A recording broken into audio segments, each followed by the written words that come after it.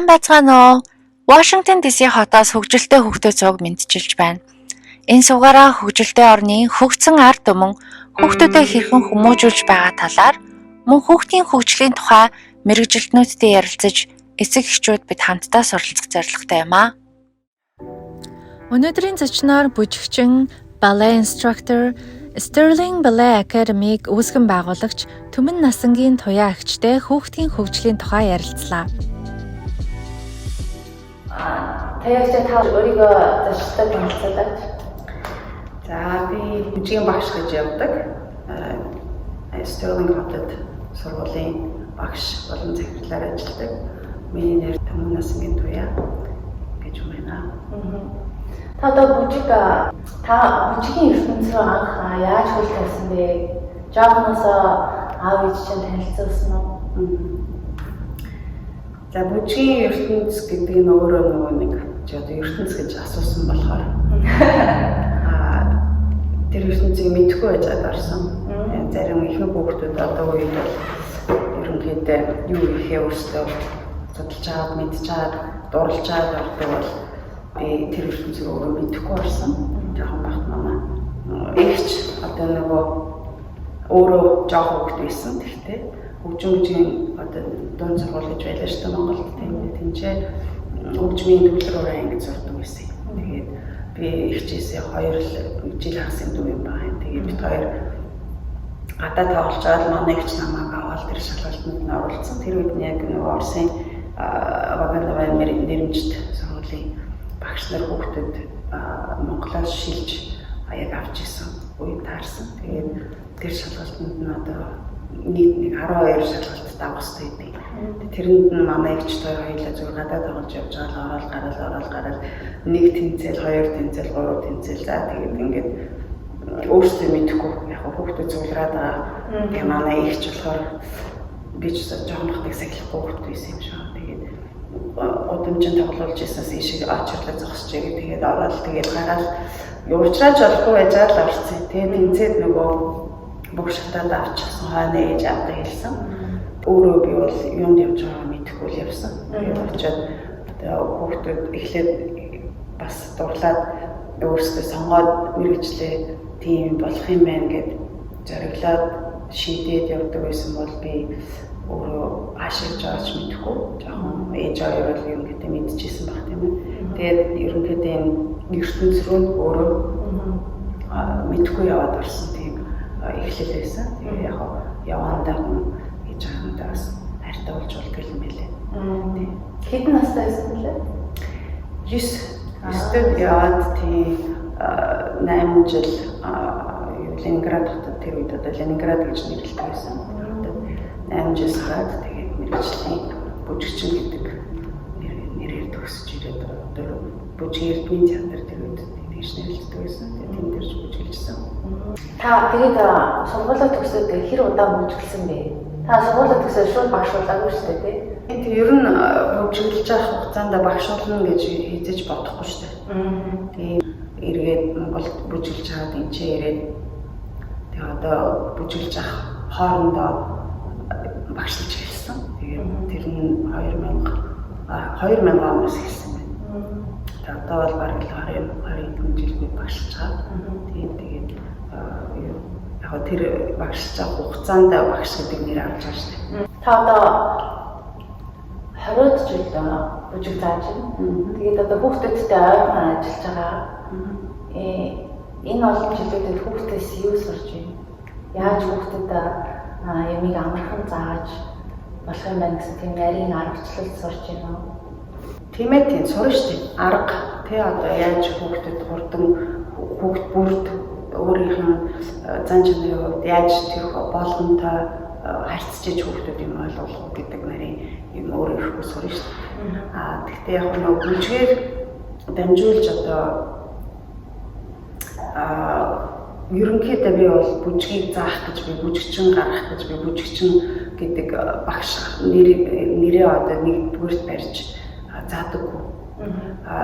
Энэ бүжгээр дамжуулж би өнөөдөр хүүхдийн одоо өөрөө хинбэ гэдгээ те өөрийгөө энэ дуртай юм уу би ямар хүн юм одоо бүжигч болох юм уу биеийн дуртай байх юм. Би ер нь аль тал руугаа илүү их сонирхолтой хүн бай гэдгийг өөрөөр нь олуулахын тулд тийм үү тэрийг чиглүүлж өгөхөд бүжгээр дамжуулж заадаг. Тэрнээс би яг ерөнхийдөө 20 хэдэн жил заасны үр дүнд нөгөө бүжигчин илүү гаргахаас илүү би ямар чанарыг хүн гаргах нь надад илүү чухал байдаг гэж би өөрөө аягүй их ойлгож байгаа тийм. Тэгэхээр хүмүүс боддог багтээ за энэ одоо хэр зэрэг их одоо бүжигчин хүмүүс гаргадгийг гараас нь хэр зэрэг мэрэгжлийн хүмүүс гаргадгийг хэр зэрэг оюутнууд өөрөөр нь дамжуулж үр дүнд хүрсэн нэр хүнд алдарт нэрт орсон юм уу янз бүрийн конкурсанд орсон юм уу тэр бол надад чухал биш байдаг. Тэгээд улам удаан хугацаа өнгөрөх болгоно тэр надад илүү чухал биш болж таарсан. Тийм болохоор хүүхдийн нөгөө нэг өөрийгөө хэмбэх бэ гэдэг тийм identity гэж ярьдаг шүү дээ. Тэрийг нь олоход нь би хамгийн сайн зэвсэг байж өгөх юмсан гэж хичээдэг. Тэгвэл их ямар хүн бэ гэдгийг та өөрөө бүжиг зааж явцдаа сурах нь шүү дээ хүүхдээ. Тий. Одоо ээж аав нар чинь ихэнх нь хүүхдээ яг зөв бие тий зэгсэлж авч явах одоо зөв хүмүүжил сурах тийм үү. За тэгээ бүжгээр дамжуулаад бүжигчин болох зорилготой хүүхдүүд авчирдаг тийм үү. Тэр болгонд би өөрөө бүжигчин гэдэг утгаараа салгаж нарийсгаж одоо програмаа өөрчилж нөгөө мэрэгжлийн төвшин бус тий одоо зүгээр одоо хүүхд хүмүүжил за тэгээ нөгөө талаар нь бас зөндөө олон юм заах ёстой хүүхдүүд орж ирж штэ тэр чинь би өөрөө програмын тий янз бүрээр одоо ингээд өөрчилж өөрөө гаргах ёстой тийм үү тий тэгж гаргаж нөгөө хүүхдүүдэд заана яг тэр явцанд нэг хүүхдүүд янз бүрийн байдлаар янз бүрийн асуудал сурдаг. Тэгээ ээж аавын зааж чадахгүй юм зөндөө байна шүү дээ. Тэрийг нь би зааж өгнө. Төвчээр болон нэг юмдаа тууштай болон одоо өөрийгөө биеэ захирч сурах ёстой.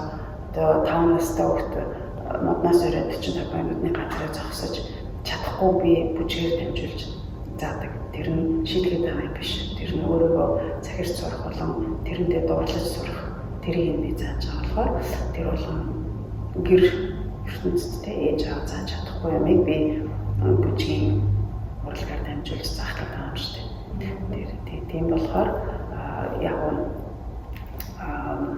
тийм бүжиглэх дуртай хүүхдүүд эрэхт нь би өөр програмд оруулна. Хүмүүжил болон бие зөв авч явах одоо ээж аав өөрсдийнхөө сургаж чадахгүй юмыг тэг заалгах гээд авчирч байгаа тийм ээж аав нар бас байна. Тэгээ тэрийг яг заримдаа их эцэгнэр мэдэхгүй шүү дээ. Бид нар эцэж урд нь ээж байж үзээгүй адилхан л бүгдээрээ яг юу хэрэгтэй юм биний хүүхдэд нэг тиймэрхүү дисциплин хэрэгтэй. Тиймэрхүү юм хэрэгтэй гэх ерөнхийд нь мэддэг боловч хүүхдийг бүжигчин болох юм уу үгүй юм уу яг энэ хүн том болоод юу болохыг бид нар мэддэггүй шүү дээ. Тийм болохоор тэрийг зэгцтэй ингээд ойлгуулах тийм үү ээж аавах нь тусламжтайгаар хүүхдийг нь өөртөө итгэлтэй болгох тэр эдгээр нь ингээд хамтарч явагддаг.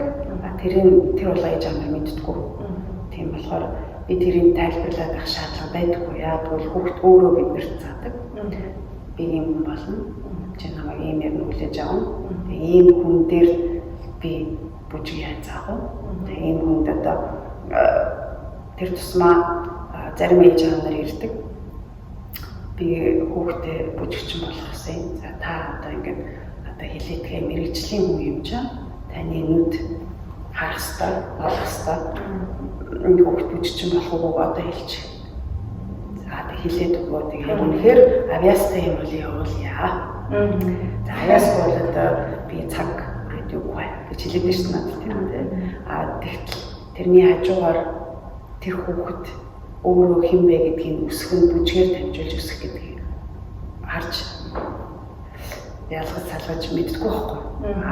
би өөрөө багш хүний хувьд болохоор хүүхд ингэдэг юм байна. За би энэ бүжгээр дамжуулж энэ хүүхдийг ингэх юм байна гэдгээ би өөрөө мэдчихэж байгаа. Тэгээд тэр явцсанд ингээд яваад удаан хугацаар явсан хүүхдүүд зарим нь бүжигчин болдог. За зарим нь аюул мундаг одоо миний мэдхийн би ч одоо 20 хэдэн жил заачлаа бүтэн generation өнгөрцөн байна шүү дээ. Тэр хугацаанд ч аюул олон хүүхдүүд төгсөж шүү дээ. Жил болгон хүүхдүүд төгсөн тийм үү? Над дээр ингээд жоохносоо явсараа 9-10 жил явсан хүүхдүүд байна. Тэгээд тэдний төгсөж байгааг харахад ихэнх нь бүжигчин болдоггүй. Гэтэл бүжгээр дамжуулаад өөрийнхөө юу хийхийг хүссээд олоод авсан өөртөө итгэлтэй охтууд бүгдээр байна. Тий. Одоо жишээ нь хуульч хүн байна. Тийм үү? Шүдний эмч хүн байна. Тэгээд төгсөөд nurse болсон ч хүүхэд байна. Тийм үү? Тэгээд тэр болгон хүүхдүүд эргээд одоо тэднэртэй би дандаа холбоотой байдаг. Тэгээд ингээл одоо нөхөрт гарна тийм ээ. Хүүхэд гарна ингээд хүүхдүүд өсөж штэ. Тэгээд тэднийг ингээ харахаар би тэдний амьдрал өнөөдөр эргээд ингээд харахаар ерөөсөө бүжиггүйгээр төсөөлж хизээч амьдарч чадахгүй болцсон байгааг хардаг байхгүй. Одоо бүжиггээр дамжуулж тэр хүүхд өнөөдөр хинмэ гэдгээ олцсон байгаа тийм. Тэгээд өнөөдөр хэрвээ энэ сургуультай байсан би ингээд өнөөдөр би юм сурахгүй байсан. Тэргээр дамжуулаад би тэр сургуульд орсон тийм. Энд байж байгаа хугацаанд би тэрийг мэдрээд тийм юм хийсэн гэдэг ч юм уу тийм. Дандаа нөгөө юм бүжгийн боловч тиймээр дамжуулж хүний амьдрал шидэгцсэн байна шүү дээ тийм. Тэгэхээр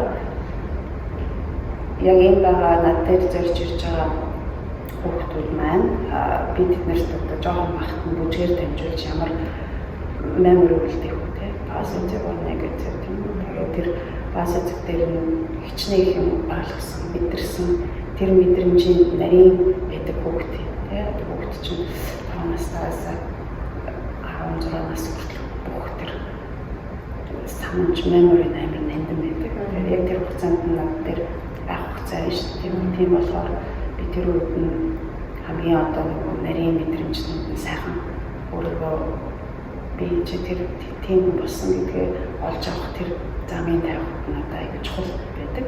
Тэрнээс би яг бүжиг гэж ярих юм бол би ганцхан бүжгийг нөхөр хардаггүй.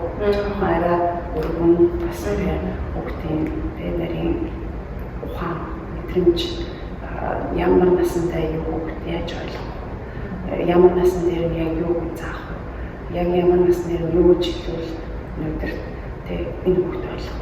Тэгэхээр багш гэдэг нь би бол ер нь яг ингээд өнөөдрийн гадаад ертөнцтэй хамт алхах хэрэгтэй тийм үү? Тэр нь сургууль дээр хүүхдүүд юу сурч байна? Багш нар нь яаж харьцаж байна? Одоо ингээд гадаа хүүхдүүд юу сонирхож байна? Өнөөдөр яг одоо ингээд ертөнцтэй TikTok, Instagram гэх янз бүрийн хүүхдүүд аягүй юм сурч байна. Бидний заасан заагаагүй янз бүрийн өөрсдөө судлаад сурч байна. Тэрнтэй хамт жоохон алхаж байж би өнөөдрийг багш гэдгээ одоо нөгөө энэ байх хэрэгтэй гэдэг өөртөө юм тавьчихж шүү дээ. Тэр үнэн шүү нөгөө хүүхдүүд аав ээжтэйгээ амар өөр хэрнээ багш сургууль хүмүүжүүлэгчтэй болгоно шал өөр. Одоо би охноос цэцэрлэгээс нь авахд шал өөр явж байгаа юм шиг ингээд тийм. Тэгэхээр миний бодлоор хүүхдүүд тань дээр очиод хичээл авахаар аав ээжтэйгээ байдлаас шал өөр юм. Тэр чинь аюу тийм юу шүү дээ. Natural things хүүхд чинь ээж аваагаа намайг уурж исэн чинь миний хамаг муухай зам мэддэг. Намайг ашхраад хийчихнээр эрхэлж яхад миний ээж аваа хийж намайг чинь тайг болж л чаддаг байл даа. Ингээд ихгүй. Тийм болохоор чамтай байгаараа харьцсан. Би болохоор чинь гадны хүн биш тийм энэ намайг миний дургуй замд дургуй болоод гадны хүн чинь миний одоо дургуй зам хүлээж авах ёсгүй гэж мэдчихэж штеп. Тэгэхээр чинь чамтай харьцаж байгаа бодно штеп. За би ээж аваа дээр гаргаад байдаг зам тэгээ одоо би энэ дээр гаргаж болохгүй яа гэвэл энэ багш миний ээж биш яа биш. Эсвэргээр бас миний ээж аваа миний хамгийн муухай мэддэг. Энэ хүн миний муухай хараагүй мэдээгүй. Тийм болохоор би юу ч ярьсан юм намайг ямар гоё замтай юм бэ? Чиний энэ одоо тийм замын чинь багш хүн ч би ойлгохыг хичээнэ гэж харна. Тийм болохоор зарим юмаа би ээж аавтай ярихгүй юмаа би багштай ярих маань хамаагүй ойлгох. Тийм болохоор миний нүд тэр хүүхдийн харц хоёр тэнцэхсэн байхгүй. Энэ ээж аав дээр ярихгүй юмаа надад ярьж байна. Тэрэн дээр би хамгийн сайн юу гэсэн ээж аавтай нэг байх хэрэгтэй. Тийм болохоор ээж аав хоёрын харилцаа одоо хүүхдийн тухай ярих нь үнэн байх хэрэгтэй. Тийм хүүхдтэй юм ааштай. Хүүхдтэй юм асуудалтай. Ингэж уйлдаг, ингэж яадаг. Би тэрийг харуулж чаддаггүй. Би энэ яаж өөрийгөө зөвлөх мэддэггүй. Би хүүхдтэйгээ харьцахтаа яаж яхаа мэддэггүй ингэж open байх хэрэгтэй. Тийм байж багш ээж хоёрын хүмүүжил нэг байж хүүхдэд илүү явах хэрэгтэй. Шингийн танай ээж хоёр чинь тэгж чам заагаад гэхдээ би зааж чи нэг юм чилж болохгүй шүү дээ. Зарим хүүхдүүд чинь ээж хоёр тэгж хэлсэн болохоор би хүүхдтэй би танай ээж хоёртой чи санал нэг байна. Гэхдээ чи ээж хоёроо ярьсныг тэ миний ярьсантай өөрчилж болохгүй гэж миний сайн мэдээ танай ээж хоёр чинь надад сайн чиний сайн мэдээж авах явуулсан гэж байгаа хамгийн өмнөний хэлэх хэрэгтэй. Ингээд өөрөө байхгүй ээж аав нэгдчихээж өөрсдөө чихнээсээ нэг араас гурлаа хамтран сэтгэх юм шүү дээ. Тэгжээж чинь хүмүүжил явуулдаг. За ээж аав тэр нь ажил өгч танаа өгч болохгүй юм. Ингээд ажлаа тэгээд ингээд хүүхд асуул ээж аав маань энэ одоо сайн багш манай хүүхдийг ойлгохгүй. Манай хүүхд ийм мундаг багтанд олж харсангүй. Эсвэл энэ манай хүүхдийн хамгийн муухайг ачаад тэг ингээд хинч биш юм шиг хайчаад анзаарахгүй байна. Ийм асуудлууд чинь танаас гардаг гэхээр ээж аав хүүхдийн хооронд ойлголцоо нэг биш юм. Ээж хоёр төрсөн. Ээж хоёр багш боо ингээд нэг биш байна. Ерөнхийдөө бүжиг гэдэг бол нугасаа дисциплин юм болохоор ээж аав нь энэ зүйл эрэхтэй манай хүүхд жоохон чангалуулах юм тийм одоо тэр чинь эрэхтэй үнийг насан туршид зэрэгт явуулдаг байлаа шүү дээ тийм. Тэр үед ээж аав нь гэж бодож тэр манай хүүхд юм болж ирэх гэж. Тэрнээс асуудлуудаар нэлийн бүрийн гэдэг мэдж байгаа шүү дээ тийм. Тэгэхээр хүүхдээ чангалуулах гэдэг юм болох гэдэг шүү дээ. Тэрийг мэдж чад явуулаад байна шүү дээ. Энэ болохоор балетын сургалтад явуулах их ээж аав тэрийг заримдаа мэддэг, заримдаа мэддэггүй. Янз бүрийн асуудал гарахаар асуудал яригдана. Тэр болгонд нь яригдах нь яг тэр хүүхдээ ээж аав хоёр багштай найдаж, надтай найдаж, надтай зэрэг мэдээж, санал мэдээж хамт явуулах хүүхдийн хэмжил ашигтай өөртөө ээж хоёр багш нар намайг мэдж байгаа. Тэр намайг хамгийн сайн мэддэг хүмүүс болохоор би эдний үгээр явсан дээр юм аа гэдэг санаа өгдөг шүү дээ. Ээж нэг юм аав нэг багш нэг юм тийм нөгөө ойлгомжгүй ертөнцид хүүхд байх тусам тааштай ууртай эсэг үздэг ээж аав хөөс сонсдог байдаг. Тийм хүүхдүүд өсдөг. Тийм болохоор тэр бас яг хүмүүжлийн тал дээр нэрч байгаа юм шиг байна. Тэрнээс би мундаг багштай биш бүжгээр дамжуулаад юм гэдэг ойлгоод байгаа шүү дээ. Миний бодлоор аав ээж нар багштай хамтарч ажиллах хамгийн чухал юм шиг тийм. Одоо тэгээ бас хүн болгон тань шиг юм ойлгодог багш байхгүй шүү дээ тийм. Зарим нь ойлгодог, зарим нь ойлгодог. Тийм учраас манай хүүхдийн багш бас ойлгож гинөө гэж танддаг байх хэрэгтэй. Хүүхд нь багштай ойлгож гинөө, хүүхд багшийн юу бас хоорондоо сайн байна уу гэж бас ээж аав нар тандаж сайн асуулт асуудаг байх хэрэгтэй юм шиг байна тийм.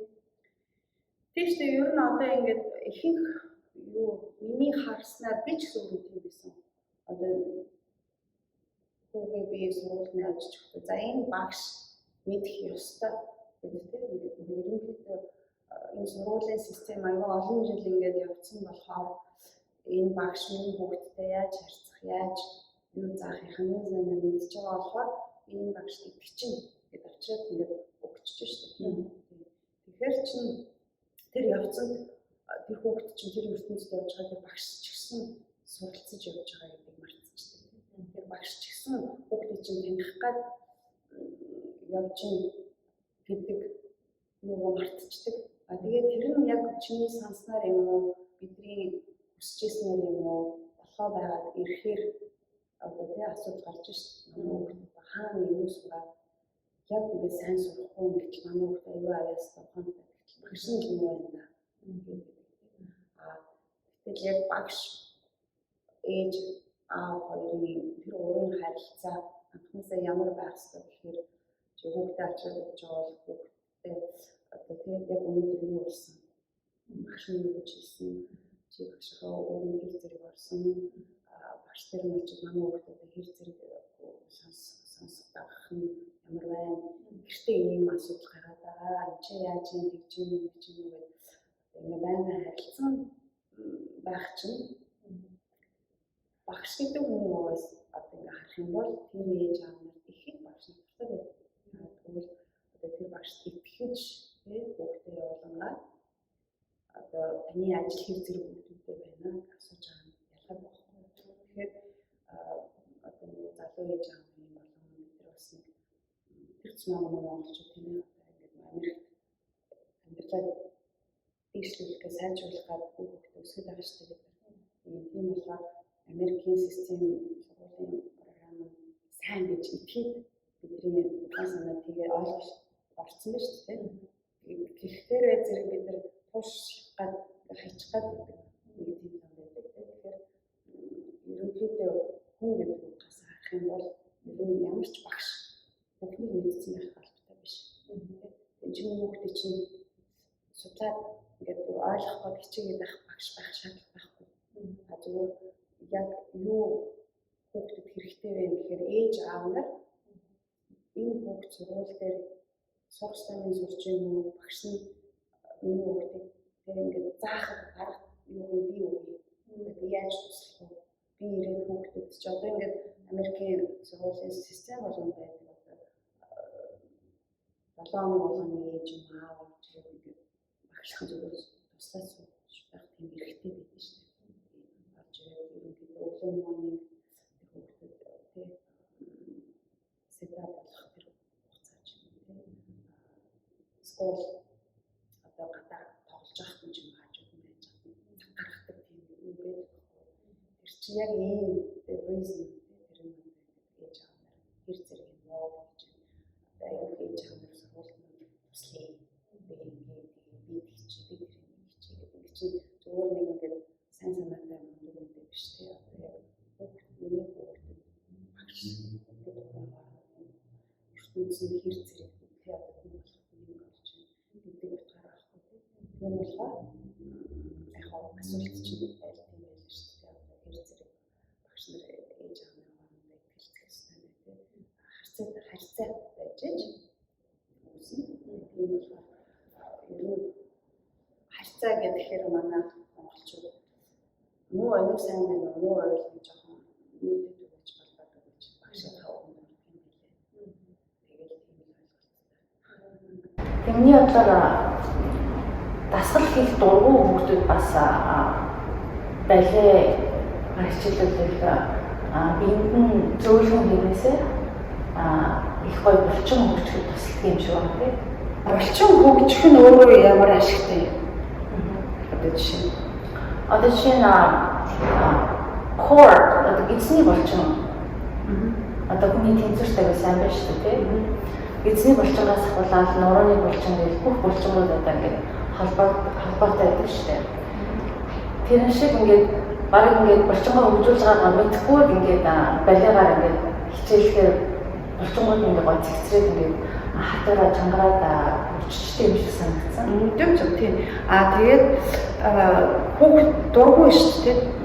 Тэгээд дургүй ахтан тэрий чинь хийх нь өөрт нь ашигтай шүү дээ.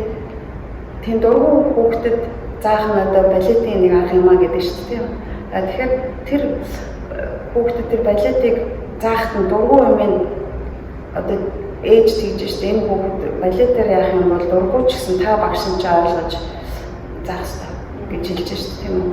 Тэгэхээр миний үүрэг юу вэ гэхээр би тэр хүүхдэд дуртай болох нь илүү чухал шүү дээ. Тийм үү? Тэгэхээр тэр хүүхд за энэ хүүхд дургу юм аа гэдэг би дасгал хийхээр өөрт нь аюу тэртэй санагдаад ерөөсөө дургу.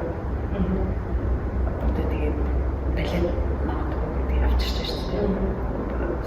Яг балет гэдэг өөрөө урлагх нь одоо зүгээр фитнес маягийн юм спорт юм уу тий одоо гимнастик ч юм уу одоо тэр core muscle ч одоо зүгээр нэг байнгын нэг гимнастик хийгээл хөгжүүлж болно шүү дээ. Тэгээ балет юугаараа ондоо юм аа гэхээр зэрэг тэр хүүхдийг дурлуулах нь тийм үү одоо ингээ хөгжим байна. Дасгалууд ингээд өөрөө янз бүрийн хөдөлгөөнтэй телефонтой тий тэрийг ганц хийгээд хоёр хийгээд хүүхд уйддаг. Тэрийг байнгын хийж байж тэр булчинж гарч ирж шүү дээ. Байнгын хийх тэр төвчөр хүүхд байхгүй. Дургу бахан зүг байхгүй. Тэрийг яаж дурлуулах хэрэгтэй юм аа гэхээр өөрөө тэрнээсээ ингээд үр дүнгээ харахаар хүүхэд дурлаад ирдэг байхгүй. Дурлаад ирэх хугацаа нь байдаг.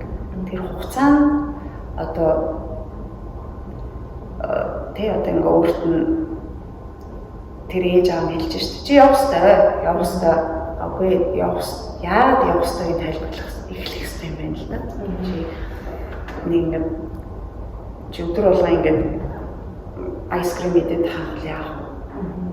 Чи нэг өөр булчин хөгжүүлээд байна шүү дээ. Нэг өөр юм уургаад чи өдөр болгоо ингээ шүдэ угаагаад юм бол чи яах вэ? Тэ чи шүд чинь байнгын сайн байна. Нүдэнд харагдахгүй. Чи өнөөдөр хийгээд маргааш нь ундаг болчихгүй шүү дээ. Өнөөдөр шүдэ угаачаа чи маргааш нь өвдөжсэн шүдсэн зүгээр болохгүй шүү дээ. Тэрийг build хийх тэр юу удаан хугацаа шүү дээ. Тэр удаан хугацааг л одоо нэг биеинд нь байнгын ингээд нөгөө muscle memory гэж шүү дээ. Ингээд булчин өөрөө санаад идэг. Хийгээд тах тусан болон тэр булчин чинь санаад байна шүү дээ. Тэгээ санах болгондоо тэр хүүхэд чинь тэрийг мэдрэх нөгөө нэг ингээд хүсэл нь гарч ирэх болтол нь явуулах хэрэгтэй шүү дээ. Тэгэхээр чи хүүхэд гэдэг утгаараа том хүний юугаар явах хэрэгтэй шүү дээ. Тэгтэл миний хүүхэд энэ дургуумаа одоо тэгээд загнаа зодж байгаад явуулъя. Энэ үе яс одоо хүүхдээ яг явна. Чи signed up хийж одоо айгаа одоо хүүхдүүд тэгэж эхэлдэг. Нэг өдөр нь орж ирээ нөгөө хүүхд маань одоо өдөр болгон явдаг тий. After school хүүхдүүд байна. Тэгээ орж ирээд миний өдрөө харж чадах шиг миний хүүхдүүд байна. Тэр ингээд намайг гомдоосон, миний хувцс багхгүй, миний гизби үлсүүд байна, би цангаад байна. Манай ээж намайг сууж болно гэсэн би өнөөдөр бүжиглэх шаардлагагүй гэсэн. Тэр дотор нэг ч би хүсэхгүй байх гэдэг юу гарч ирдэг байхгүй. Заавал нэг шалтгаан хайдаг тийм. Тэгээ тэр болгоныг одоо би даван яах ёстой шүү дээ. Би хараадах юм. Яг хаана өгдөд зүгээр чи усуусан усууцсан. За одоо хувц байхгүй хувцгүй ч гэсэн энэгээр орлуулчих. За эхлээд үз тэгээ чи бүр үнэхээр өвдөд байвал одоо багш нь ирээд тэгээд эмч дууд юу. Ээж нь хоёул эмч дууд эмнэлэг дээр очие. Тэгээд тэр болтол чинь яах. Тэгээ хүүхдийн чинь заал гэн тэгэл ингээл хийгээд эхлэнгээд мартын юм хийж байхдаа хүүхд ингээд нэрэл ингээд хийгээл яваад тэр болгоны өдөр болгоо ингээл нэг жоохон ч арыг нь олоод ингээл явуулаад итэл нэг мэдэхэд 2-3 жил өнгөрсөн байдаг. Тэр 2-3 жилийн дараа нөгөө хүүхэд маань одоо сая пандемик боллоо шүү дээ. Том хүүхэд маань зэрэг багштай асуулаа миний амьдрал босох гэдэг. Зумаар тэгээд маска зүгээр цаашаа би танаас холдоод зааландаа цугларыг ээж аав нь уужсдаг юм галзуулаа асуулаа хийх болохоор байлаа. Тийм болтол нь явуулчих юм бол тэр хүүхдүүд дургуй эснаж мартаж эхэлдэг тийм. Тэгэхээр нэг тийм нэг дисциплин гэдэг чинь өөрөө тэр ихгүй. Muscle memory байнгын ингээд нэг жоохон арын болоод, аян болоод хэлгээд идэл нөгөө булчин маань өөрөө хөгжөөд дараад нөгөө булчин чинь өөрөө хоолоо идэхгүй болоод ирэнгүүт өлсөж штеп. Хиймээрэж нөгөө булчин чинь. Нэг маань ихэд штеп. Тэгээд ерөнхийдөө тийм болтлон хүүхдийг дисциплин явуулахын тулд яасан яг нэг юм тууштай явуулах хэрэгтэй. Одоо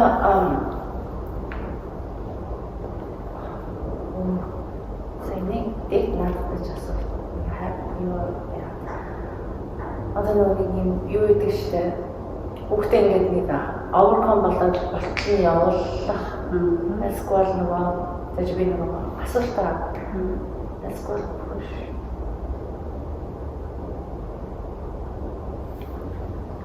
за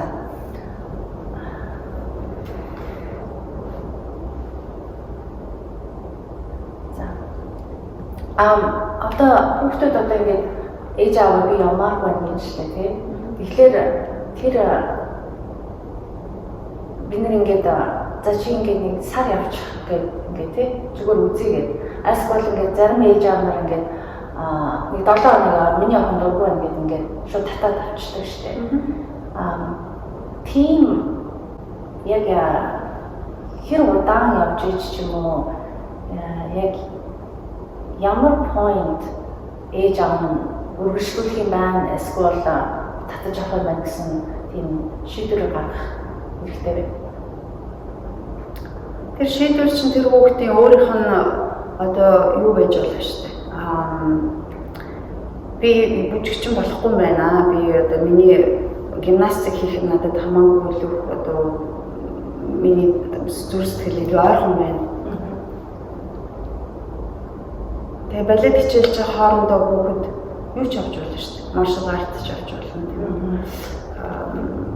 Дуулах одоо яг хөгжим тий одоо өөр зөндөө л ангид байна шүү дээ. Тэдний чинь хажуугаар нь авч байгаа хоорондоо ээж аав нь харчаа за энэ хэсгээр аюух өөртөө итгэл авч ийн өөртөө илүү хүсэл авч ийн тэрэндээ илүү их дуртай байна. Гэхдээ энэ балетаар дамжуулаад ингээд хоёулын нийлүүлж иж болоод байна. Эсвэл энийгээ болохгүй энэ цаг нь одоо ингээ өөрөө энэ ингээд нөгөө юм чи угаасаа нөгөө сайжрах тусам улам цаг хугацаа илүү хэрэгтэй болдог шүү дээ. Нэг хичээл аваад юусэн ч ойлгохгүй тийм үү. Хоёр хичээл авч юм ойлгоод ирэхээр 3-5 авах санагддаг тийм үү. Тэгэхээр чин тэр тиймэрхүү одоо нөгөө асуудал гарч иж ээж аав нар нь хүүхдээ за одоо энэс ингээд болиулъя бид нар нэг ингээд энэ хэсэг жоохон ингээд гимнастикт явуулаад үзье тий гэдэг нэг шийдвэр гарч иж тэр чинь жинхэнэ шийдвэр болдог болохоос хүүхэд нь явж яснаа би дургүй байна миний залхуу өрөөд байна би яачлаа гэдэг маань тэр хүүхэд ч өөрөөсөө жинхнээс өөрийгөө мэдчихэж байгааг мэдээд хэлээд байгаа биш шүү дээ тийм тийм үед нь ээж аав нар нь өөрсдөө одоо тэгээ ингээд нэг чи нэг commitment хүүхдтэй заах гэдэг шүү дээ ганцхан балет биш тийм үү одоо чи тууштай байхыг заах гэдэг шүү дээ тийм дургүй ч байсан чи байх хэрэгтэй байхгүй байлгаад тэгээд юу заах гэдэг хэрэг үгүй чи нэг заа гэж чи өөрөө орчоод энэ олон багш болон миний ингээд цаг хугацаа чиний хөдөлмөр ингээд ийм амархан дуусчдаг юм бишээ яа тэгвэл юм чи ингээд нэг хүн чинь хүүхэд байхад нь бид нэр хүнд итгэлтэй байх тий одоо юмд өөрөө зориулж гүйцэж чаддаг юм хийх техникс нь дуустал хийдэг байхыг сурах чаддаг тэр шүү дээ. Тэрнээс ш одоо ингээд манай хүүхэдтэй үнэхээр бүжигчин болохгүй байна өстой бүр босч өгдөггүй явж өгдөггүй бүр уурлаад ингээд хийчих. Одоо тийм хүүхдээ чинь би одоо би сайн ээж баймаар энэ би бас хүүхдээ сонсмоор энэ би сайн аав баймаар би хүүхдийнхаа тий одоо бодлыг хөндлөж бас дургүй юм би ингээд бүр шийдэв юмаргүй байна гэдэг ээж аав зөндөө байдаг. Гэтэл нэг юм үнэн нөгөө юм худлаахгүй. Тэр чинь тэр хүүхдийг болиулчлаа гэхээр чинь анхнаасаа за яс бид нар явна гэдэг одоо ингээд commitment шүү дээ. Нэг сар 2 сар за 3 сар явж ээж хүүхдийн үр дүн гардаг. Заримдаа бүр уйлаад хашраад гараад явцсан хүүхд байдаг. Өөр газар очиж яг адилхантай behavior давтдаг. Яараас ямар ч асуудал байхгүй. Дахиад нэг 2 сар өөр газар очиж тэндээ яг тэр асуудлаа давтдаг. Тэгэхээр хүүхдэд бид нар юу заадаг юм гэхээр дургуугаа орохоор хайж болдго юм а дургуугаа хайчих болдго юм. Энд бодлоо энд цаа гэж хэлчихээ заа болж чадахгүй байна гэ хайж явж болдго юм а гэдгийг л заагаад байна. Тэрийг зааснаас би үгүй байсан ч гэсэн багшийн өмнөд нь ороод 3 сар явуулаад хараад байгаа юм. Тэгээ 3 сарын дотор би хэлж ш танаа хүүхд чинь тийм юм сурч байна. За хүүхд болгоомж нь өөр сурна тий өөрийнхөө хугацаатай. Тэгээ тэр хугацаанд дотор хүүхд ээж аав юм хардаг гэхээр хамаагүй л өөрх нь хүүхдээс илүү аяастай хүүхдийг хараад энэ хүүхдэд илүү юм заагаад байна. Энэ хүүхд шиг л болохгүй байгаад байна. Тэгэхээр би одоо манай хүүхд жоохон буруу байгаад байна. Би ийм ингэж айдол харчаад илүү нь явуулах гэдэг. Гэтэл үгүй миний айдол чинь тэр хүүхд л байхгүй. Тэр хүүхд өөрийн гэсэн тэг хугацаар өөрийн гэсэн цаг хугацаагаар өсөж чинь харж чинь ойлгож чинь тий. Тэрийг нь гүндлэхгүй за дургүй юм бэлчи. Энэ шиг болохгүй юм боли. Ийм болчвол явуулна ингээл тий. Бид нар дандаа нөгөө яарч амьдэрдэг. Өнөөдрийн ажлыг амжуулж багаж тэр болчихно гэд бид нар том хүмүүс яадаг. Тэрнтэй адилхан бид нар хүүхдийнхаа настай хамгаалахгүй наснаас нь хамаагүй л юм гээд гуртах шиг тэрийг зааж авчиад гуртах шиг ойлгуулчаад гуртах шиг хүн болгочод санаа амрах гэдэг шүү дээ. Тэгж болохгүй. Тэгэхээр тэр асуулт маань өөрөө хүүхд болгон дээр хандаа эцэг хүүхдээ болгоомдоо юм шийдвэртэй найдвартай удаан хугацаанд явуулаад бүр үнэхээр багш нь за болоо. За дээрээс тэмээдэн эндээ илүү сайн юм байна. Гэт яг одоо нэг опшн дургу болоод ирэхээр энэ манай Америк ээж аав нар яадаг гэхээр өөр юм гэдэг. Тэгвэл энийг үз. Энийг үз гэх тээ. Гэхдээ эндээ чи явна. Энийг аяхгүй. Тэгж чаад яг өөрхөн дуртай юм олох гэж шийдээ тээ. Тэг. Тэгээ түрүүн хэлдэг шиг нөгөө яг бүжигчин яг бүжигчин бэлтгэх биш тэр үнтэй туулж ажилладаг гэжсэн. Гэхдээ амар олон багш нар зөвхөн боловсрол өгөхгүй тэр цаана байгаа хин гэдгийг харддаг юм шүү. Тийм болохоор амар олон оюутнууд сурагч нар шатардаг. Энэ багш нар ойлгохгүй гэх баг ээж аав маань ойлгохгүй багш нар маань ойлгохгүй гэх амар хяг юм шүү. Миний бас нэг бодож ирсэн нэг юм байдгийн ээж аав нар ингээ хүүхдүүдэд өсгөхт нь шүлэг зааж өгдөг, дуу зааж өгдөг тийм. Гэхдээ бид нар ерөөсөө миний бодлоор зааж өгдөггүй юм нэг хөөрхөн бүжигч юм тийм. Тэр тухай юу гэж боддог вэ? Гэрийн хэмжээнд аав ээж хүүхдүүдэд бага хэмжээний бүжиг тийм биеийн хөдөлгөөний тийм хөөрхөн юм зааж өгөөсэй гэж та боддог. Одоо нэг юм цээжлүүл гэдэг шүү дээ. Тийм. Яг ч нэг одоо маамаа нар шиг заадаг шүү дээ. Тэрнтэй адилхан хүүхэн бүжгийн хэмнэлч юм уу? Тиймэрхүү. Яг нөгөө бүжиг, нэг дуу, нэг шүлэг заагаад өгч шүү дээ. Тэгээд тэрийг ингээд тэр хүүхэд чинь ингээд цээжлж авах хугацаанд нь юу болж байгаа гэхээр хүүхэд одоо биеэрээ хөдлөгч нь шүү дээ. Одоо жишээ нь нэг хүүхэд ирээд биеэрээ хөдлөж явах хугацаанд яг юу тэрний тархинд юу болж байгаа гэхээр хамаа ухаан санаа нь өөрийнхөө биеийг контроллохоор орчдөг байхгүй. Тэгэхээр өнөөдөр өглөө босоод би ээжтэйгээ уулзсан, багштайгаа зөрөлдсөн, тэрийг хичээлдээр ойлгоогүй гэдгийг мартдаг байхгүй. So яаж гэхээр тэр хүн жижигхэн медитейт хийгээд шүү дээ. Бас нэг өөрийнхөө хэмжээнд тэ ингээд би за би өглөө чангалах хэрэгтэй. Хамаа ухаан санаа бүлэн дээрээ тэ очиж явах хугацаанд гаднах юм мартагддаг тий. Тэгээд тэрийг сууж явах хооронд яг тэр майнд нь өөртөө амар гой санагддаг байхгүй юу. Одоо жишээ нь ингээд зарим том манай ангийн охтууд ингээд амар даалгавартай. Тэгээд ээж аав нь юу гэж бодож байгаа юм гэхээр бүжгээсээ болохоор хурдан шиг даалгавар хийх хугацаатай болно. Тэгэхээр манай хүүхд хичээл дээр сайжрна гэж бодоод байдаг. Тэр бол яг гаднаас нарахаар их тийм үнэн.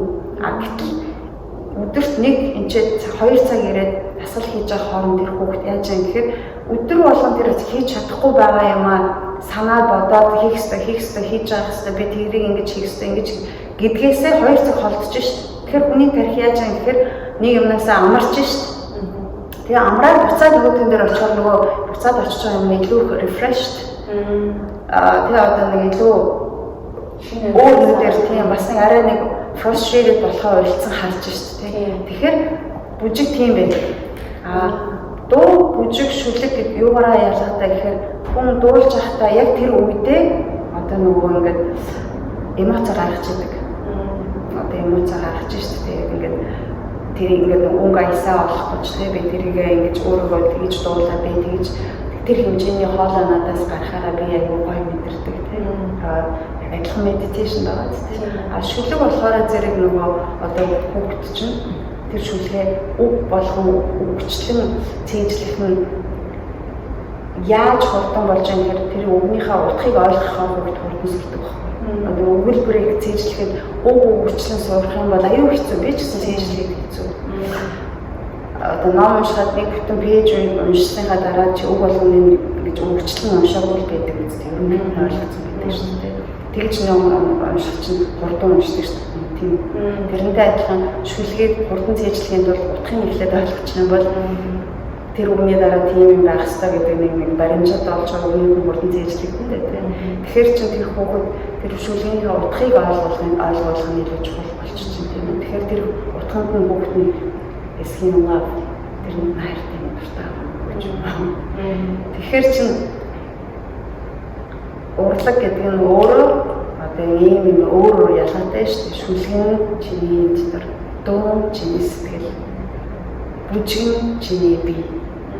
Өөр гэсэн ялгаатай тийм өөр ингэж мэдэрдэг. Уруулангийн янз бүрээр хийх юм бол yes good бүгдээрээ би энэ ойлгомжтой ингээд хоорондоо уйлтна. Юм заавал тэрийг хийж байгаа харахад хөөрхөн yes. Тэр хүүхдийн ухаан санаа ерөнхийдөө нэг жоохон хөгжиж байна уу? Yes. Тэгээд нөгөө шүлгээ мэдэрч ойлгож унших нь бас гоё. Тэгээд дуугаа чин сэтгэлээс зүрхнээсээ мэдэрч болох юм да. Хөдөлгөөнөө хийхдээ өөрийгөө бодож хин юу харж байгааг нь харахгүйгээр миний хөдөлгөөн ямар болж байгаа гэж өөрийгөө чагнах нь харах нь их гоё тий. Тэрээс ингээд бүжигчд их юм тайзнаар гарчаад энэ хүн намайг энэ хүн гоё харагдаж байгаа л гэж хэзээж боддоггүй шүү дээ. Боддоггүй. Тайзан дээр гарахаар тэр хүн дүрээ өөрийнхөө биеэр хэр зэрэг гаргаж байгаа мэдрэх нь амар гоё гэдэг. Тэгэхээр чин тэр хүүхд өөрөө яг тэрэндээ ингээд амар кайф авч юмж болохгүй. Тэрнээс биш. Ер нь бол шүлэг дуу заах нь чухал. Яг л тэргээр дамжуулаад чи хүүхдийнхаа юу мэдэрч байгааг харах нь чухал. Тийм. Тэр хүүхд ч гэсэн өсөж шүү дээ. Тэгээд аль аль нь чухал. Ямар нэг юм заахад хүүхд өөрөө тэргээр юу мэдэрх нь чухал юм шиг өөрөө биестэй амар гоё мэддэг гэхээр ингээд өөрөө таашаал авах гэхээр гоё юм байна. Юу бүжиг болон балет юу сэтгэлийг аяг хэмжлэг терапи баг тийм. Та тэр баяр. Тэгээд түрүүний хэлсэн шиг те одоо ингээд терапи гэдэг маань үнэн би psychologist биш тийм үү. Гэхдээ I know for sure physical юм хүнийг хийхээр одоо нөгөө гормоны тийм илүү гаргадаг. Хүний cholesterol өөр болдог. Хүний neurological system өөрчлөгддөг хөдөлж байгаа хооронд тийм ээ. Тэгэхээр цусны эргэлт ондоо болдог тийм. Тархинлуу цус орох, зүрхлүү цус орох нь өөр хэмжээтэй болж эхэлдэг тийм бүжиглж байгаа хооронд. Тэгэхээр хүн хамаагүй илүү happy байдаг тийм. Одоо жишээ нь ингээд нэг depression болсон хүн орж ирээд I'm depressed гэхээр заримдаа аюу simple юм байдаг гэж байгаа юм тий. Эдгээр чи өлссөн байдаг, цангацсан байдаг, эсвэл чи зүгээр ингээд зүгээр сусараа чиний бие чинь ингээд мэддэг гэсэн. Тийм desperate болсон. Тэгээд that's тэрийгээ depression гэж нэрлэж байгаамаа. Очоод go exercise, тэгээд eat right food. Чиний body needs тий одоо ингээд ямар нэгэн хөдөлгөөн хэрэгтэй шүү дээ. Одоо жишээ нь ингээд хүн ингээд нөгөө нэг амар хүнд уусанд орох дуртай хүмүүс байдаг шүү дээ. Тийм. Тэр чинь нэг бодлын өөрөөгөө нэг хэмжээгээр нэг жоохон шок болов. Зовоож шүү дээ. Тэр зовлонгоор давж иж дараагийнх нь outcome нь гоё мэдэрдэг болоод тэр шиг амар хүнд уусанд ороод юм сайхан. Яг тэр үедээ бол хэцүү. Дараад нь тэр нөгөө цусан ингээд айгүй гоё ингээд яаж явах үед яа хөд усанд орчоор ингэж мэдэрдэг гэдгийг тэр хүн мэддэг болохоор хөд усанд ороод ш тэрнтэй адилхан хүн ингээд exercise хийж байгаа хооронд хүний бие ингээд нөгөө нэг тэр хөдөлгөөнд тэнцэж штэ зүг хийх гээд энэ хөдөлгөөнийг би ингэж хийх ёстой тэрийг мэдрэх ёстой гэж багш нь хэлээд штэ жишээ нь үлмигээ ингэж хийх ёстой тэгж мэдрэх ёстой үлмийн хамаг булчин чинь тэр үлмийн дээрээ байх ёстой тэгж мэдрэх юм бол чиний хөлчин уртаашаа ингээ булчин чинь уртаасаа татагдаж мэдрэх ёстой тэгжээ цааш зүг болно ингээд зааж чамд ингээд яаж хийхин зааж штэ тэрийг хийж явах хооронд хүний бие чинь тэнцэж штэ яа яасан хэцүү ингээд жижигч юм бол чинь тэр удаан хэмжээ барьж чадахгүй байна бие зэгцлээд яг ингээд тэгшин зогсоож чадахгүй байна тэнцлэгдэж байгаа одоо хөд өрсөн дараа тэнцэж штэ би тэрнтэй адилхан хүний бие нь болон нөгөө нэг ухаан санаа тэнцэж одоо нөгөө нэг аюу хаппи байдаг байхгүй дараад нь тэр хаппи яг бол ингээл зүгээр л байгаа юм бол хаппи юм шиг тэр нөгөө бид нар тэгдэгсээ энийг хийчихвэл нэг сайхан очоод нэг ороод энийг л амжуулж би нэг тайвшрах гэдэг яг эргээ бодох юм бол тийм байдаг үү те надад нэг юм тагаал гарч ирж байгаа тэмцчээж хүн аюу амьд байдаг тийм ингээл буудан дээр хөвтэй кино үзэх гоё байдаг ч гэсэн хэр удаан ингээл хөвцчихээр ингээд бүр нэг ямар ч нэг амьдрал хөнж болчихдаг штеп. Тэрнтэй адилхан ингээ гараад зөндөө ажиллах үзэлтэй тэгээд ирэхэд ингээд ядарсан ч гэсэн ингээд нэг тийм нэг гоё мэдрэмж өгдөг штеп. Тэрнтэй л адилхан. Яг хүүхд зааланд орж ирээд ингээл орж ирнэ ингээд мөрөнд татгшгаа тэгээд ингээд яаж энийг давнаа гэл тэ. Яг ингээл хөдлөөл заал ингээд яг ингэж болоод яг хичээл дуусахын өмнө хүүхд ингээд сэрсэн байдаг. Тэгэл аягүй гоёлцсон. Яг нөгөө чи эдрийн цусныг нь тархин ингээд тавшраад яг энэ чинь явахын санаад өдрүүлээ. Тэгээд яг ингээд хичээл дуусгаад яг хүүхд ингээд сэрсэн байдаг. Яг тэр хамгийн сүүл нөгөө гэсэн моментаа хүүхд кач хийдэг. Тэгээд гараа явахдаа буцаж эргэж ирэх хүсэл нь биелэгдээд гарах хэрэгтэй байхгүй тийм. Тэгэхээр бүгд дуртай хэрэг хэмжээний яг энэ заална энэ палкнестэй одоо дүүжлэгдээ 45% зогсож байхдаа хэцүү байсан бүгд мартдаг байхгүй. Хүн ч гэсэн тэгдэг. Хүн одоо нөгөө нэг айгу зовсноо ингээд нөгөө нэг ярих дуртай байдаг шүү дээ. Бис тэрийг зовоод аваад хүн бис амар гоё хоол идэ тэгэж жаргаад тэрийг нэг сайн санагдав шүү дээ. Одоо би тийм хүчин тусаад тэгээд би идэрсэн шүү дээ. Гэж ярих нь хүн амар өөртөө гоё байдаг шүү дээ. Тэгж даваад тийм. Тэр хүн чинь нэг хүүхэд тэр даалгаврыг нэг тийм дадлын хабричуал байдаг шүү дээ. Миний бодлоор аав ээж бидний үүрэг болохоор хүүхдээ сайн дадлал ингээд амьдралын дадлуудыг ингээд сайн дадлуудыг ингээд өдөртөн ингээд хийгдэх юм бол ингээд өргөжлүүлээ тэг явж байгаа тийм. Одоо идэх уух ч юм уу тийм. Одоо 7 хоногт нэг удаа 2 удаа балет класс ингээд амьдралд нь ингээд бүр жахнаас ингээд сурах юм бол ингээд дадал болох юм бол тэр хүүхэд ингээд цаашаа өөрөө ингээд өргөжлөлөд аваад явчих байх тийм. Тийм ер нь жогноос нь зөв одоо ингээд байнгын schedule тийм.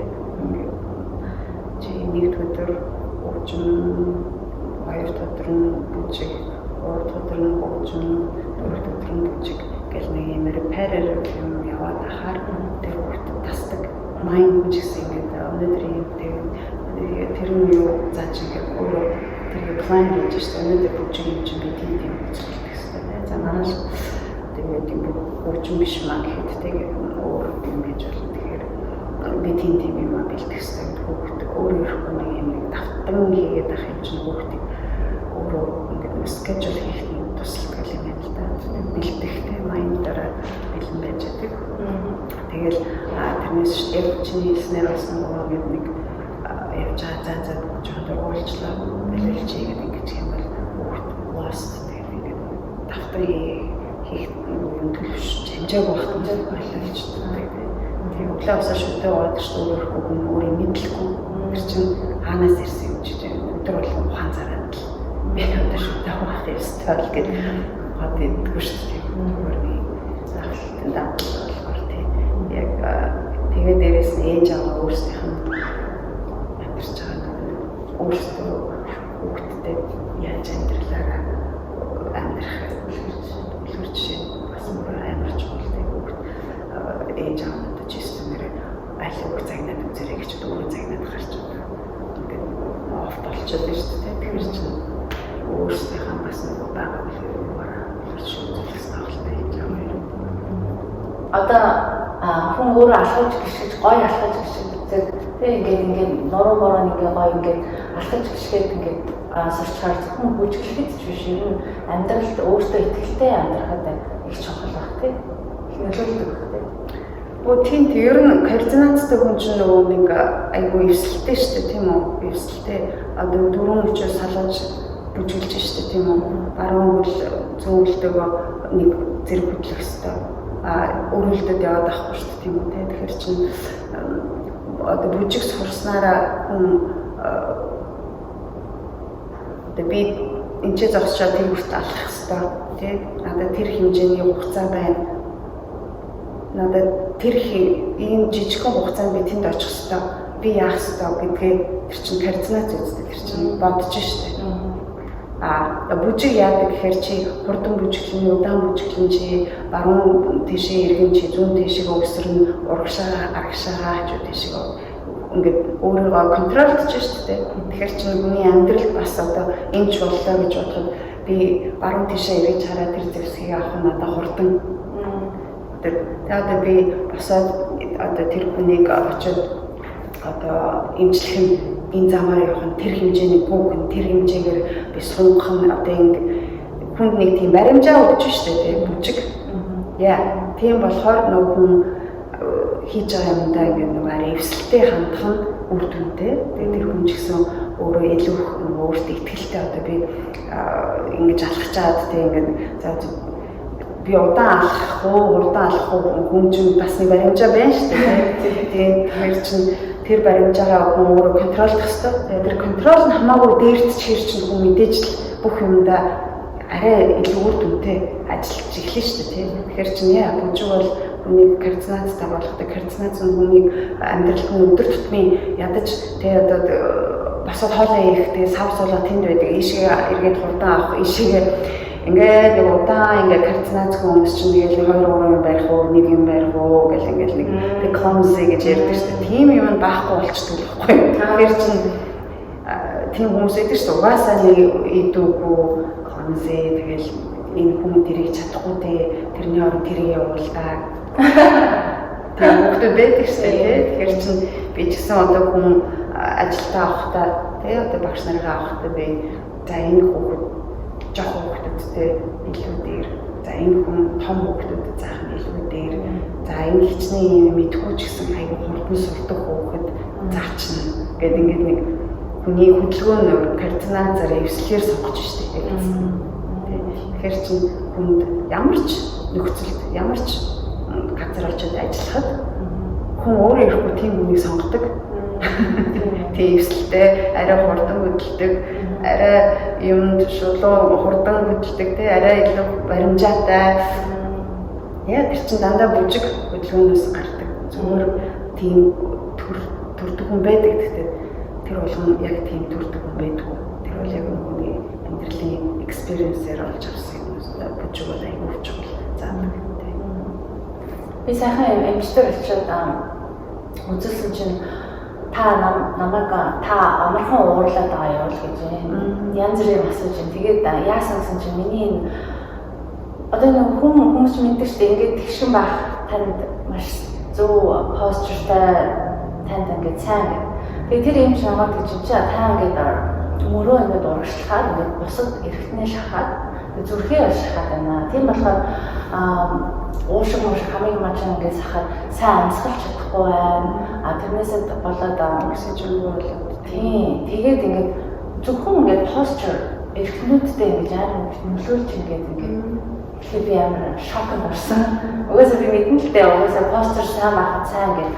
Гэхдээ би ерөөсөө амьсгалахад ч юм уу те уур уцаартай байхад хүртэл нөлөөдөг гэж өссөн мэдээгүй. Тань балиар хичээлэхэд эрүүл мэндийн төлөвийн тухай яаж өгч?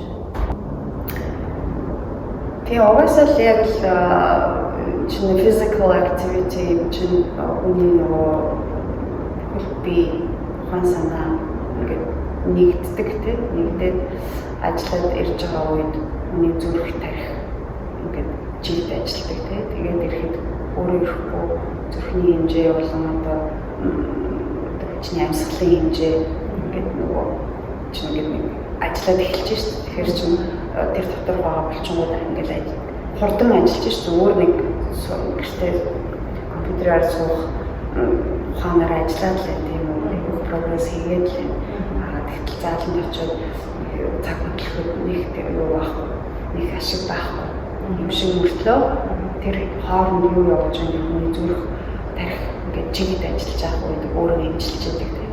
Одоо өөрөө зүрхний ингээд цусаа цацж байхдаа тэр цацах масл вэ шүү дээ. Тэр масл чинь илүү ажиллаад эхлэхээр чинь тэрний илүү сайжирч байгаа гэсэн үг тийм. Тэгэхээр чинь яг л адилхан чиний хэлснээр бүжүүл яг л тийм эффект өгдөг тийм.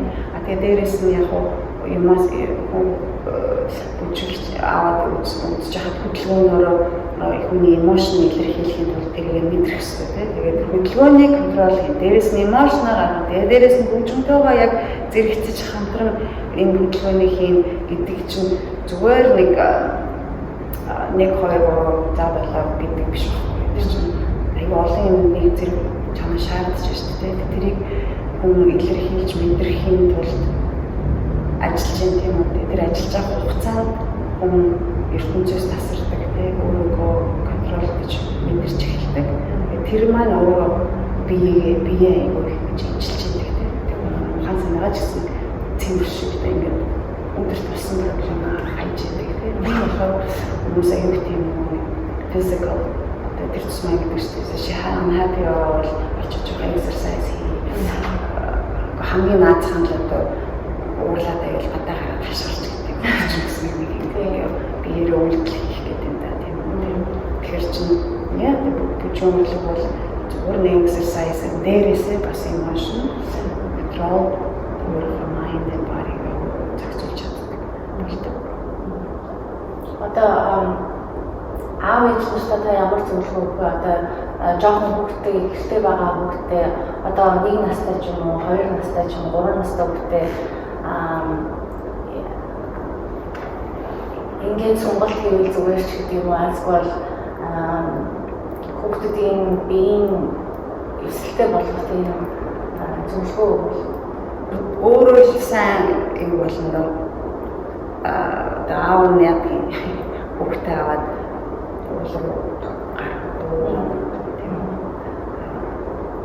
дөрвөн чинь зэрэг юу гэдгийг чадхаараа л хийн тэ. Тэрнээс шиг ингээл амар амарчлаа яг гэртээ ингээд суусан тэр газараа юу хийх вэ гэдэг шүү дээ. Тэгэхээр ээж нь одоо яадгийн тоглоом тоглож аваад үлгэр ярьж аваад ч юм уу тэр үлгэрийнхаа баатар нь болоод бүрдэлдэг ч юм уу юу ч болно шүү дээ. Өөрөө сэтгэлээсээ хийж явах хүний бие ингээд сэтгэлээ чинь дагаад хөдөлдөг. Тэгээд тэр хөдөлгөөний бүгд тавлаад хийлгдэг ч юм уу. Хөгжим сонсоод яаж хөдөлмөрөө тэгээд өөрөө наачраар хөдөлгөх тэгээд үнэхээр ингээд яг өөрөө хөвгт ингээд чин сэтгэлээсээ бүжиглж байгаа юм хамтдаа хаад бүжиглэх. Тэгээд тэгээд бүжиглэр хөгжим тавлаа шүү чи өөрөө бүжиглэх гэдэг нөгөө хөвгт нь ямар ч нөгөө encouragement байхгүй өөрөө үзүүлэхгүй ингээд энийг дагаад хийгээд нэг зураг тасаачаад хийх юм. Болж өөрөө тэр нэг эхлээд төрүүлж хийх хэрэгтэй болох л та. Хэрвээ асуулт нь хүүхдээ яаж тэгж хөдөлгөөнөөр юм уу ямар нэгэн байдлаар суулгах хэрэгтэй гэх юм бол өөрөө хийх хэрэгтэй. Өөрөө басаад хийх. Хүүхд чинь дагаад юм. Хүүхдэд хэдэн наснаас ингээд сонголтыг дасгал байнгын ингээд өглөө босоод ч юм уу оройдоо ингээд байнга хийж үйл зүгээр. Угаасаа хүүхд чинь хөлд орсноосоо хойш ерөөсөө зогсдоггүй гүүгээл өсрээд л загнуулан унаад л бүдрээд үсрээл юмнаас зүгдээд л ингээд байдаг штэ. Тий. Тэгээ тэр үед нь чи хөдлөх ёстой гэдэг хөдөлгөөн нэмээд ах юм уу? Үгүй шүү дээ. Нэг тийм үе байдаг шүү дээ. Ингээд яг хүүхд ингээд нэг хөдөлгөөн болох дуртай үед байдаг. Бүр ингээд эрэгтэй хүүхд бол арай ондоо ингээд хөдлөөл өсрээд 10 үед хүртэл хийж байгаа юм тийм. Эмэгтэй хүүхд нэг жоохон ингээд нэг төлөвшөө хөдлөх дургүй болоод үеэр байж дээ. Тэгээ тэр үед нь л хүүхд хүн жоохон ингээд хөдөлгөөний байнгын байлгахын тулд хөдөлгөөнтэй байлгахын тулд нэг юм дасгал сургууль өглөө босоод яадгийн нэг 10 минут таарад ингээд автобус руу хүртэл хурдан алхуулад тэгээ нөө яадгийн өөрхөн хэмжээнд нь чадхаар болохоор юм ингээд байнгын хөдөлгөөнтэй байлгахын тулд нэг гэр ахуй юм одоо тэндээс тийшээ энийг зөвгөх гэр ахуй ховоо шүү шалааваа одоо яадгийн бидний чинь жоохон багт те одоо ингээд бид нар хийх ёстой болохоор бид нар хийгээл бидний бие аялалын зөвшрээд ингээд нэг exercise болчдөг л байсан баг л та. Одоо хэцүү тийм юу хүүхдэр болгон шалгах байх чинь надад хэрэгтэй юм а гэж бодож хийхгүй шүү дээ. Тэгэхээр чинь яг өөрт нь ойлгоход өөрхөн хүслийн юм ингээд тийм ээ би хийх ёстой гэдэг юм ин болоод тэгээд тийм нэг өглөө босоод хоёлаа башмаг өрөөд нэг алхах чинь гэдэг ч юм уу тий ойрооныхаа нэг хоёр алхах чи одоо өдөр exercise хийхдээ ингээд нэг жоохон сонголтын дасгал хийх юм бол хөлөө ингээд жоохон зураад татдаг юм байна. Ингүүл ингээд чиний болчих ингээд яадаг юм байна. Ингүүл өндрүүлдэг юм байна. Ингээд нэг жоохон research хийгээл тий хүслийн өстэй гэхлээр хүсэл байх юм бол өнөөдөр хүүхд бол уцаараа Google-даа чиний байтугай миний байтугай юмыг олоод үзчихнэ тэр чинь зөвхөн хүслийн гарахын тулд чи өөрөө амар тийм юм байх хэвээр ээж аавын үед би одоо энэ гоё тийм болохыг хүсэж байна. Хүслийн биелүүлэх хэвээр хүслийн ингээд сэргийх хэвээр тэгэхгүй чи тэгэх ёстой гэдэг нөгөө хүүхд нь шалгах ёстой тэгээд тэр цэвэрхэн болох нь надад тэр хэмжээний ашигтай. I'm really so thank you. Ингээд содог шүү дээ. Хүслийн хийх хэрэгтэй. Ээж яах юм бол уралт нь ч гэдэг юм одоо энэ аюух тийм ээж аав нарын янз бүрийн арга барил шүү дээ чамд тэдэн цент үгүй өдөрт тэдэн минут choice хийх юм бол тийм reward байна гэдэг ч юм уу. Янз бүрийн л юугаар хүүхдүүд ээж аав нар ингээд тийм юм олдог шүү дээ. Яг өөрт нь таарсан хэмжээнд нь таарсан тийм юмнууд өгөх ёстой л тэр нь би бүжгийн багш болохоор бүжгээрээ дамжуулж би хүүхдийн хүслийг сэргээхээ мэднэ. Тэрнээс арга барил нь гэр ахуйд дотор болохоор ээж аав өөрсдөө сонгох хэрэгтэй л байна. Манай бага охин одоо 4 настай тэгээд одооноос эхлээд явж байгаа. Байна. Тэгээд амар excited байдаг. Тэгээд юу 4 нас сайн нас хэдэн наснаас хүүхдүүд үлдсэн хэрэг. Манай сургууль 3-аас эхэлдэг. Тийм 3-аас тэгээд 7 хоног нэг удаа явж эхэлнэ. Тэгээд 45 минут хичээл байна. Тэгээд том болоод 5-6 нас хүрэхээр цаг болно. Нэг цаг болно. Тэгээд 7-8 болоод ирэхээр өдөрт 2-оос 3 биш 7 хоногт 2-оос 3 удаа авах опшнтэй. Тэгээд тэрээр бүр өөрөө илүү авьяастай багш илүү юм ингээд шаардаад яах юм бол одоо янз бүрийн бид нэр тоглолт хийдэг. Тэгээд кракер хийсэн мөрөө хий. Өөрийнх production үүсдэг. Тэгээд надад нэшлийн бүжигч болон манай том аяг хүүхдүүд оролцдог. Тэгээд тэр ерөнхийдөө нэг юм зорилго болж үлддэг жоохон хүүхдүүд байна. Одоо нэг 8 нас хүрэхээр зэрэг би энэ том хүүхдүүд шиг энэ дүрийг хиймээ, энэ дүрд орно гэдэг. Над кракерт орохоор би тэр яг дүрд нь орноор байна. Ингээд мэдчихдэг тийм зорилготой. Тэгээд тийм зорилготой болоод ирэхээр хүүхдүүд өөрөөрөө их хичээл авах шаардлагатай болдог. 10 хэдэн нас хүртэл явж байна? 16 хүртэл явж байна. Тэгээ high school-д төгслөө явж шүү дээ. Тэгээ коллежд орохоор зарим нь бүжгийнхаа юугаараа сурсан зарим нь өөр биш сонгоод явна. High school хүртэл. Таны оюутнуудаас зөндөл оюутнууд байгаа. Гэхдээ ааш цаанаа өөрчлөгдсөн тийм жишээ байгаа юу? Аав ээж нэртэй хамгаалсан. аашсан нэгэ тийм хүүхдээсэн чинь ингээд Тийм ер нь хүүхэд болгон өөр ингэсэн ааштай. Тэгээд айгүй ёстой л нэг яндаал гэсэн хүүхдүүд явсныхаа дараа тэр ааш зангийн бид нар ингээд мэддэг. Тэрэндээ яаж ажиллахыг бид нар өөрсдөө ингээд байнгын хийдэг.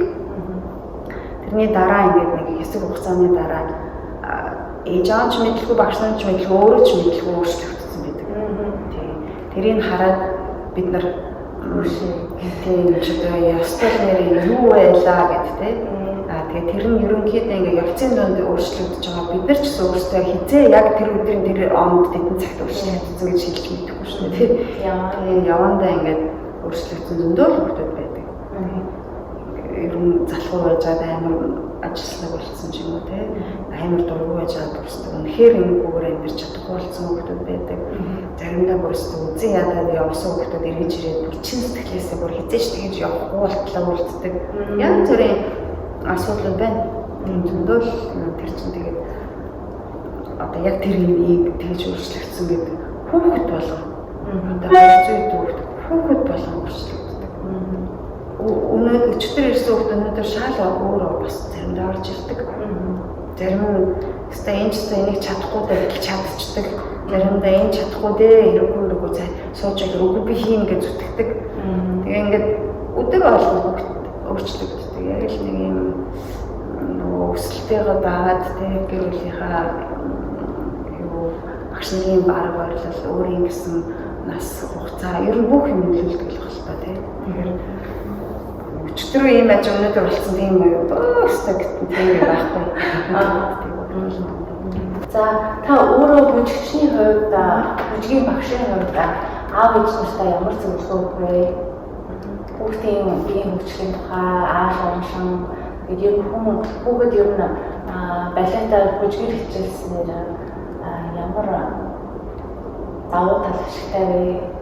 За одоо бүжигчин болно гэж бүжгэнд оруулахгүй гээр те одоо ээж аавын зүгээс бүжгээр дамжиж төвчээр болон юмд тууштай тэгээд ер нь олон хүмүүсийн дунд яаж хамтарч ажиллах тийм тэг өнөөдөр бие яаж зохицуулж өнөөдөр өөрийнхөө биетэй өөрөө яаж ажил сурах тийм тэгээд энэгээр дамжуулаад заавал бүжигчин болох гэж бүжгийн хичээл сургуульд өгдөггүй маа тийм ээж аав нар тэрийг бас мэдэх нь аюул чухал яагаад гэвэл ганцхан хүүхдийн авьяасыг дагахаас гадна бид нар бас хүүхдийн хүмүүжлэлээр бүжиг гэдэг маань өөрөө аюул нөлөө үзүүлдэг тийм ийм болохоор ээж аав нараас хүүхдээ тэг бүжгээр дамжуулаад өөрийнх нь дотоод сэтгэлийн тий одоо засах гэж байгаа бол бүжиг ус их чухал шүү тий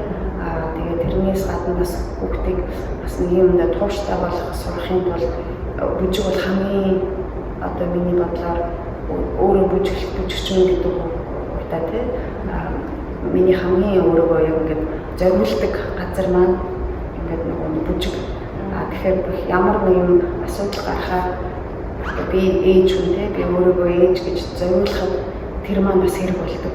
Тийм болохоор би өөрийнхөө хэр зэрэг зориулж байна, юмд хэр зэрэг итгэлтэй байна. Тэр ийм нюансуудыг сурахад бүжиг надад аюух нэн болсон тийм болохоор өнөөдөр одоо бүжиггүйгээр би бол энэ ертөнцийг төсөлж чаддаггүй. Тэр бол ганц миний харц тийм. Бүжгээр дамжуулаад хүүхдүүд ямар их юм сурах юм байна гэдгийг би харж байгаа болохоор одоо ээж аав нар зөвлөхөдтэй ингээд нэг хүүхдийг ингээд бүжигэнд оруулахдаа заавал авьяастай юм шүү, заавал бүжиглэх дуртай юм шүү, заавал өндөр гоё байх хэрэгтэй юм шүү, заавал нэг зөвлөхөн уян байх хэрэгтэй юм шүү гэдэг бодол бас үнэн биш юм аа. Тэрийг бас ээж аав нар ойлгох хэрэгтэй. Тэр тусмаа тийм биш байх тусмаа бүжгээс аюул юмсан. Бүжигчин гэдэг хүний үед болохоор би одоо яг өнөөдөр би бүжигчин биш, бүжгийн багш. Тэгээд багш гэдэг утгаараа би хүүхдүүд яаж нуурлахыг хамгийн сайхнаар мэдрүүлэхтэй тэр сайхан нөгөө хөвгт байх мамир үлдэх зорилго байдаг тийм. Тийм болохоор хөвгт ч гэсэн бүжгээр дамжуулаад ертөнцийг бас ч өөрөөр хардаг болдог.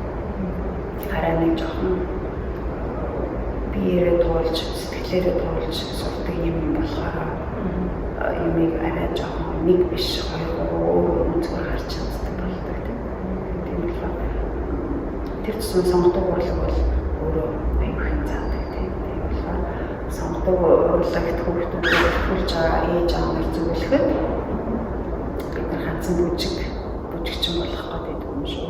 Энэ дотроо явцсан дундаа хүүхд аюул хэн сурдаг. Тэр энэ өнөөдөр эхлээд 10 жилийн дараа мундаг болохын битгий хараарай тийм болохгүй гэж магадгүй бүжигчин болохгүй гэж магадгүй бүжигчин ч болж болно. Дөөл тийм кейс байгаа. Одоо аюул олон оюутнууд бас төгсөөд өөр балетын компаниудад суралцаад бүжиглж авах хүмүүс надад байгаа. Тэгээд ихэнх нь тийм байдаг үү. Гэхдээ энэгээр дамжуулаад аюул хүмүүс юм сурцсан байдаг. Тийм болохоор 7 хоногт нэг юм уу 2 удаа эхэлж яваад дараад нь явцсандаа хүүхд өөрөө ирэхгүй нэг илүүх явах үгүй өөрөө хэлээд өгдөг. Тэр бол ингээд тууштай юм болоод үзэх нь ээж аавын чухал байна. За баярлалаа. За өнөөдрийн маань ярилцлага ингээд дуслаа. Тэгээд туяагчаас зөндөө хэм сурлаа. Та нар ч гэсэн зөндөө гахалтай зүйлсээ сурсан байх. Тэгээд баярлалаа.